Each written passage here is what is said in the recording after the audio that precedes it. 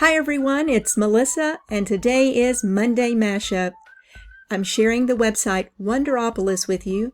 We'll be looking at the language arts section and how you can use that with your students. Let's get started. This is going to be a great activity for early finishers, maybe a learning center, or even as a whole class assignment. These wonders are organized into most recent, most popular, and the wonder list. As we scroll through, we're looking for the subject sections. We can see they begin here with science, math. We're interested in language arts, so we'll choose Explore Language Arts, and all of the wonders here will be related to language arts in some way. Now, you know your students best, so choose a wonder that you know will be of high interest, something they'll be able to connect and relate to. For this example, I'm going to choose our graphic novels books.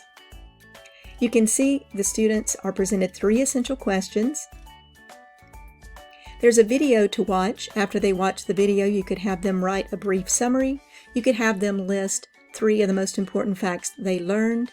You could even have them write 3 questions that could be answered after viewing the video. Images also accompany the article. One question you could ask is, how do the images help the student understand the reading?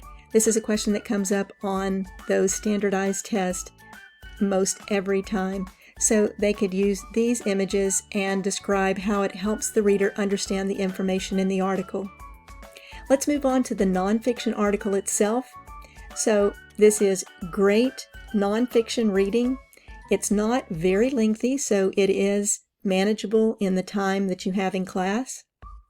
You can see that there is vocabulary with a pop-up dictionary. Once students finish the article, they have 2 activities they can complete. One is the Wonder Word Challenge. Again, they're able to see the different vocabulary terms with definitions here. And then when we click on the Wonder Word Challenge, you can see that this is a very simple drag and drop activity. So if we get the correct answer, we get a "you got it." If we get the wrong answer, try again. So that's just a very simple activity. Once they have finished and reviewed the nonfiction article, they can go to Test Your Knowledge. It's a 3-question quiz, multiple choice. Some other activities are suggested below. One that I like with this particular wonder is an infographic. So you'll just look at the suggested activities and see if there's anything else that you can use.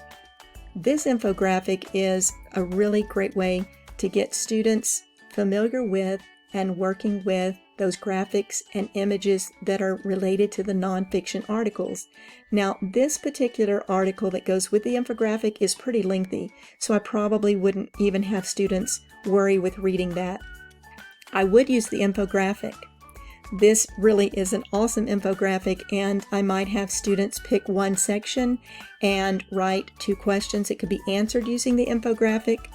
I might have students pick one important fact from each of the sections of the infographic to share out in Padlet or on a Google Doc or Google Slide. So you can see that there are a lot of different things that can be done with this Wonderopolis and the different articles.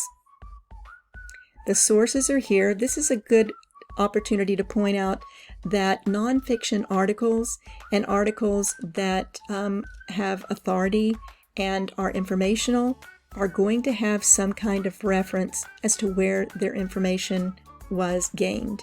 And that's an important thing to teach students in evaluating the credibility of websites. So this is a good place to point that out.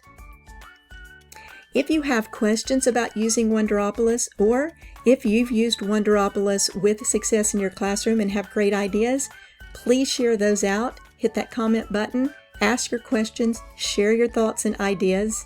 I hope you have a great week ahead, and I'll talk to you soon.